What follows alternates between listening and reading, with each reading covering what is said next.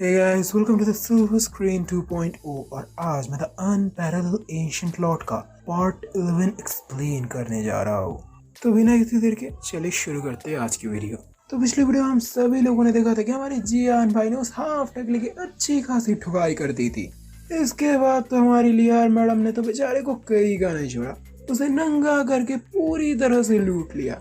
जिसके बाद वो हमारे जियान भाई के साथ खुशी खुशी वहां से जाने लगते हैं। कुछ देर तक चलने के बाद हमारी लियार मैडम नोटिस करते कि हमारे भैया उनके संतरों की तरफ घूर घूर कर देख रही है।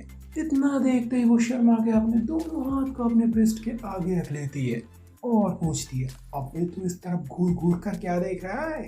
तभी हमारे जियान भाई बोलते हैं, नहीं असल में बात वो है, तुमने उन सभी स्पिरिचुअल स्टोन्स को रखा कहाँ है?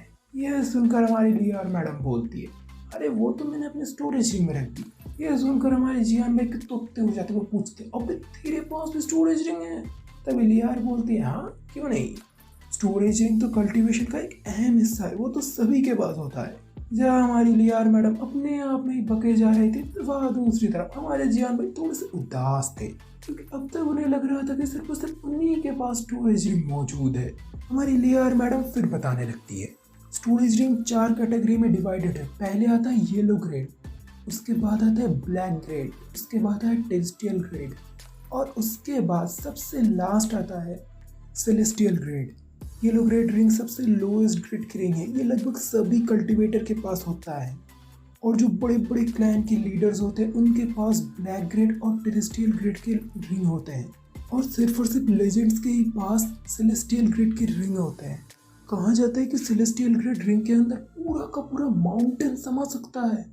तभी हमारे जियान भाई पूछते हैं, अबे तो तूने इस हाफ टेकला का रिंग क्यों नहीं लिया? तभी हमारी लियार मैडम बोलती है, वो पूरी तरह से बेकार है, क्योंकि हर एक ओनर अपने रिंग के ऊपर अपने खून से अपने सोल इम्प्रिंट दे देता है, और अगर दूसरा उसे खोलने की कोशिश करता है तो रिंग के अंदर मौजूद हर एक चीज तुरंत ही तबाह हो जाती है।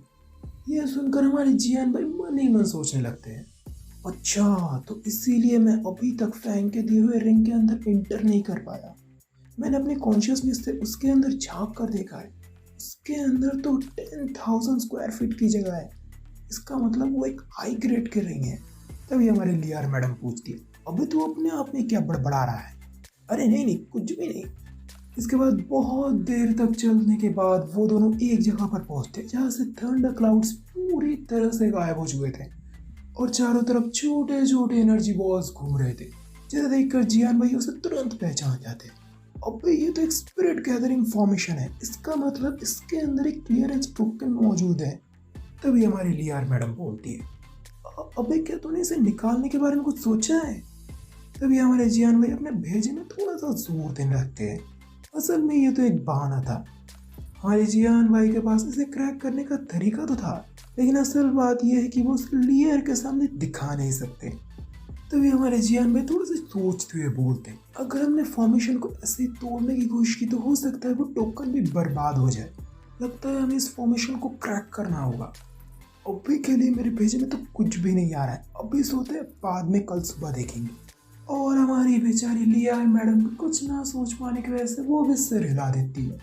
कुछ देर बाद जब हमारे जियान भाई नोटिस करते कि हमारे लियार मैडम अपना घोड़ा गधा सब कुछ बेचकर बड़े आराम से सो रहे हैं, तब हमारे जियान भाई भी अपने मौके पर चौका मार देते हैं और अपने जेब से निकाल लेते फैंग का दिया हुआ स्टोरेज रिंग और बिना ज्यादा वक्त गवाए उसके अंदर अपना सोल इम्प्रिंट डाल देते हैं और उसके अंदर से निकाल लेते व्हाइट क्लैन के सीक्रेट टेक्निक्स ऑफ फॉर्मेशंस। जैसे देखते ही हमारे जियान भाई की आंखों में चमक सी आ जाती है, वो मन ही मन सोचता है, अरे वाह, मेरी पावर के साथ मैं इसे बहुत ही जल्दी सीख लूंगा, ये बहुत ही ज़्यादा सिंपल होगा।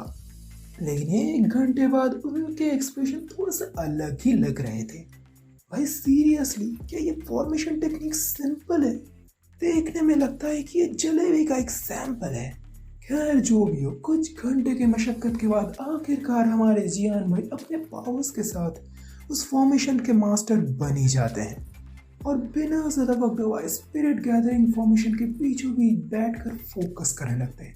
कुछ ही देर में उनके आसपास पर्पल कलर की एनर्जी फ्लो होने लगती है। देखते ही देखते वो पर्पल कलर की एनर्जी अलग अलग तरह के सिंबल्स का आकार ले लेती है और कुछ ही देर के अंदर हमारे जियान भाई भी उस फॉर्मेशन के कोड को आखिरकार ढूंढ ही लेते हैं, जिसके बाद वो बिना ज्यादा वक्त गवाए अपने पर्पल कलर के एनर्जी को सीधा उस फॉर्मेशन के कोर के अंदर डालने लगते हैं। और कुछ ही देर में वहां से बूम बूम करके धमाके होने लगते हैं और धीरे धीरे फॉर्मेशन टूटने लगता है। हमारी लियार मैडम जो अपने मुंगेरी लाल के हसीन सपनों में खोई हुई थी, वो आधी नींद और आधी जगी हुई हालत में पूछता है, अबे क्या भूकंप आया क्या? लेकिन वो अपनी बात पूरी करते इससे पहले उनके सामने एक बहुत बड़ा धमाका होता है, जिसे देखते ही उनकी सिट्टी पिट्टी गुल हो जाती है और उन्हें तो मानो सदमा सा लग जाता है। कुछ देर बाद जब धमाका शांत होता है तब हमारी लियार मैडम पूछती, अबे क्या दुश्मनों ने फिर से अटैक कर दिया? वो यह पूछ ही रहे थे तभी उन्हें देखते हैं कि सामने से धीरे धीरे कोहरा हटने लगता है और उनके बीच खड़े थे हमारे जियान भैया, जिनके हाथ में थे क्लियरेंस टोकन, जो उसे बड़ी अजीब नजरों से देख रहा था। जिसे देखते हमारी लियार मैडम चौंकते हुए पूछती है, अबे तुझे ये कैसे मिला? तभी हमारे जियान भाई मासूमियत से सर खुजाते हुए बोलते, असल में बात है कि अचानक से मैंने इस फॉर्मेशन को क्रैक कर दिया है।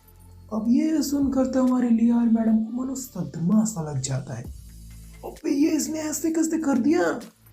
हमारी लियार मैडम अपने सदमे से उभर पाती इससे पहले ही एक रस्सी आकर उन्हें किसी सांप की तरह जकड़ लेती है और उन्हें अपनी तरफ खींच लेती है।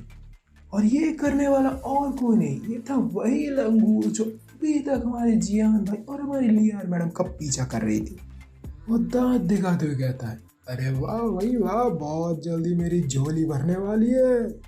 तभी वो बड़ी एटीट्यूड में बोलता है, और देख जितनी जल्दी हो सके अपना रिंग मुझे दे दे और उसके ऊपर से अपना सोल इम्प्रिंट हटा दे।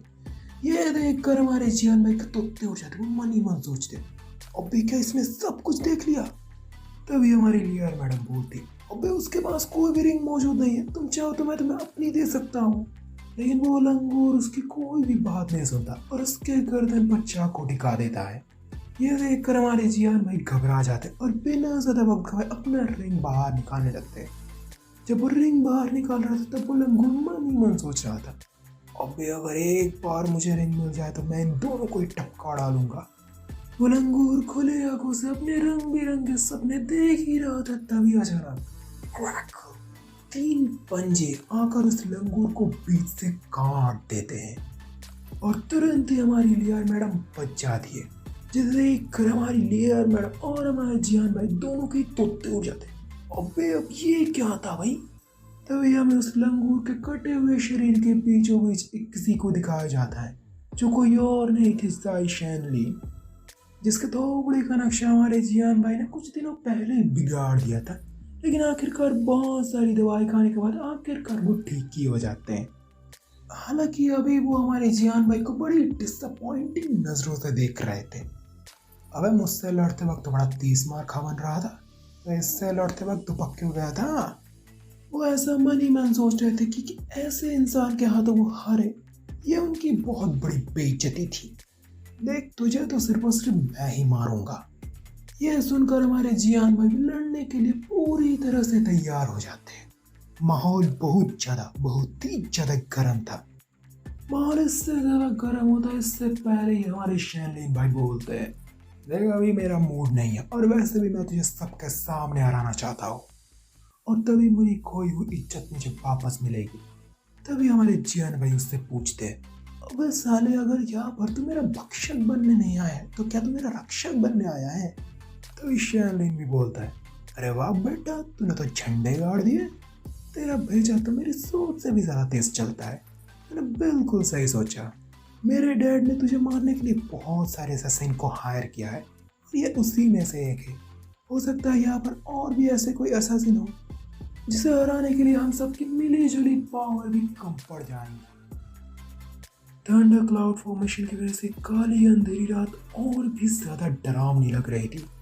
वहाँ उस आसमान के नीचे एक जगह कई सारे लाशें बिछी हुई थी, जिन लाशों को देखकर साफ पता चल रहा था कि उन्हें रिएक्ट करने का भी मौका नहीं दिया गया है।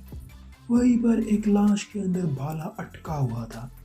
तभी अचानक एक काली परछाई आकर उस लाश के अंदर से वो भाला निकाल लेते हैं और उस भाले की नोक पर लगा वो उस खून को चाट लेता है, लेकिन अगले ही पल वो उस खून को थूक देता है और गुस्से में कहता है, अबे साले, इन कचरों के खून में बिल्कुल भी एनर्जी मौजूद नहीं है। आई होप उस बच्चे के खून में मुझे वो एनर्जी और ताकत मिल जाए जो मुझे असल में चाहिए। कौन है ये शख्स और आखिरकार किस बच्चे को ढूंढ रहा है ये? कहीं वो हमारे जियान भाई तो नहीं? इन सभी सवालों का जवाब मिलेगा आपको अगले एपिसोड में। तब तक देखते रहिए आप मेरी इस कहानी को, the unparalleled ancient Lord. Guys, इसी के साथ ही साथ मैंने एक दूसरी कहानी भी एक्सप्लेन की जिसका नाम है द लास्ट हीरो। अब उसे जाकर भी जरूर देखिएगा। वो भी एक एक्शन एडवेंचर और थोड़ी सी कॉमेडी के साथ एक बहुत ही अच्छी कहानी है। एंड एट लास्ट, वीडियो को अंत तक देखने के लिए थैंक्स फॉर